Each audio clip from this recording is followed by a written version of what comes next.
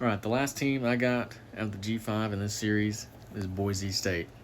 Let's talk about it. Look, Maddox Madsen comes back. He's a great quarterback. I expect him to do really well. He's got a whole new wide receiver room, basically. Cameron Bates comes back, who I expect to do really well. He's a good speedster and vertical threat down the field.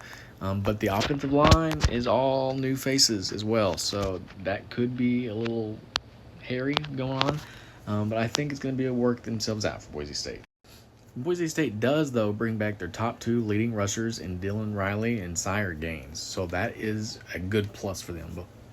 The pair combined for 1,977 rushes in 2025, so expect them to have a big breakout year, especially if this offensive line can figure it out.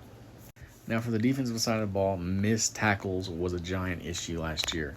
And if we can't get some linebackers who can come in and be able to tackle, that could be a problem for Boise State again in 2026.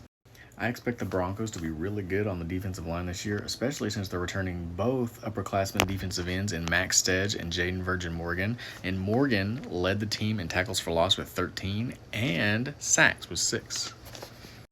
Really, the question overall is how far can Boise State go, right? Out of all the G5 teams we've talked about, Boise State is the one that I have the most confidence in to consistently produce quality talent and quality teams year in and year out. I think their defense is going to be able to solve the tackling problem. I think the offensive line is going to be really good. And I think overall this Boise State team is going to be the best G5 team to make a run for the playoff.